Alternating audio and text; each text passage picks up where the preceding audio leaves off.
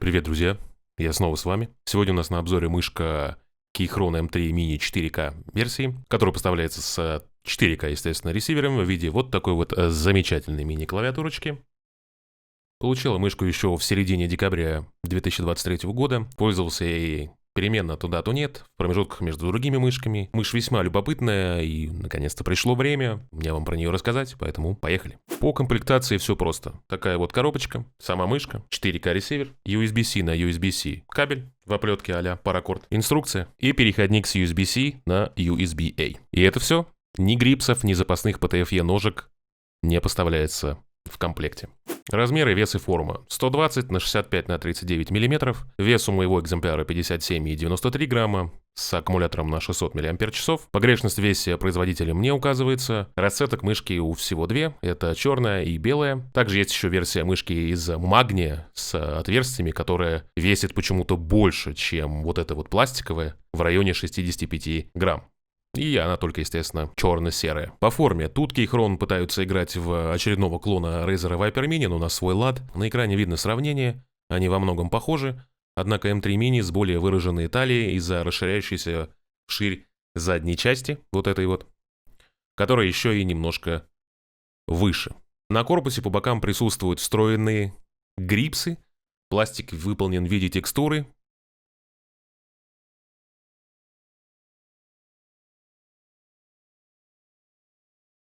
И да, эти места, очевидно, быстро загрязняются и трудны для очистки. И лично для меня неприятны на ощупь из-за плотности самого рельефа и жесткости самого пластика.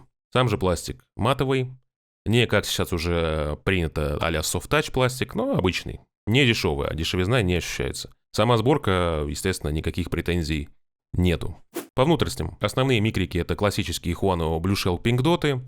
Пластик на самих кнопках сделан очень тонким. Если прожимать у основания, можно выгнуть клавишу наверх, причем и ту, и первую, и вторую. А если прожимать у самого края, то можно силой нажатия согнуть пластик в небольшую такую дугу, и клавиша залезает внутрь корпуса, потому что зачем-то тут сделан бортик вокруг пазов. Получается, можно сделать примерно вот так.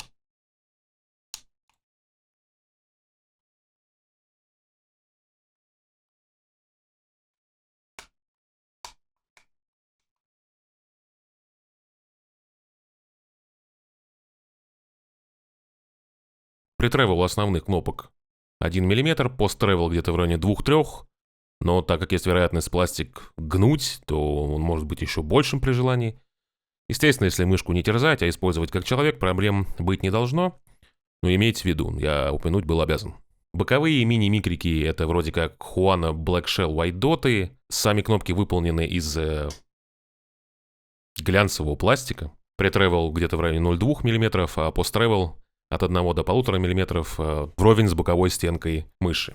Колесо, насколько я понял, это F-Switch Brown. Шаги четкие, тихие, само нажатие на микрик умеренной тяжести. Сенсор расположен чуть ниже середины, но баланс у мышки соблюден.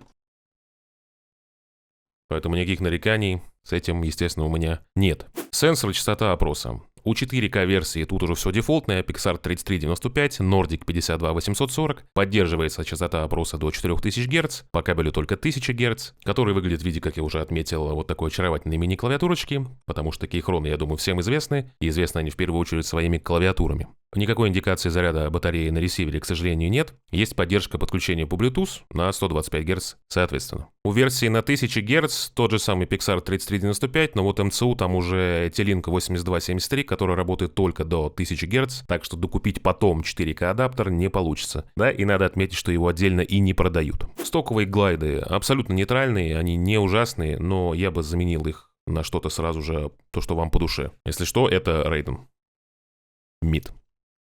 У мышки есть несколько нюансов. Она всем видом крайне, как вы видите, офисная.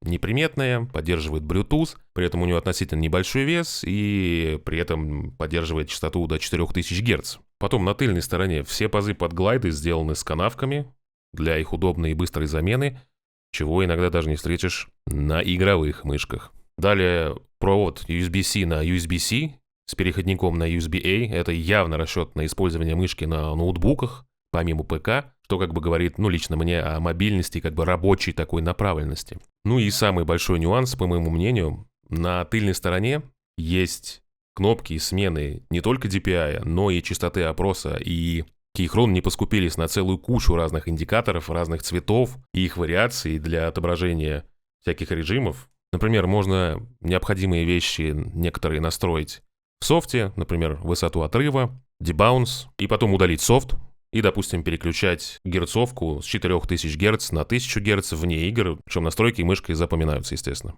Если кому-то интересно, то индикация частоты опроса с правой стороны переключается. Следующее, вот это белое 125 Гц, синее 500 Гц, красное 1000 Гц, сине-красное 2000 Гц и бело-красное это уже 4000 Гц. По ценам, на момент записи ролика 4К-версия стоила в районе 6200 рублей, 1К-версия стоила в районе 5100 рублей. То есть мышка как бы не супер-мега дешевая, хотя, конечно же, это бюджетный ценовой сегмент, но сами понимаете. По заключению и выводам, я долго, как вы уже поняли, пытался про эту мышку сделать обзор, и ну, вот что мне сказать. Для меня самая большая особенность — это вот эти вот рельефные боковины, которые лично мне неприятны. А так, по сути, если личные какие-то моменты убрать, форма знакомая, а иметь и работать можно вообще без каких-либо проблем. Я лично думаю, что она неплохо может подойти тем, кому нужна универсальная мышь, универсальная. И для плотно поиметь, и еще иногда просто поработать с похожей на Viper Mini формой, которая еще и беспроводная и обладает таким вот непритязательным спокойным внешним видом, явно как бы не геймерским, но при этом имеет многие фишки, которые можно было бы добавить и в геймерские на самом деле мышки. Но в любом случае, друзья, решать как обычно вам. На этом у меня все. Всем спасибо за просмотр и увидимся. Чао.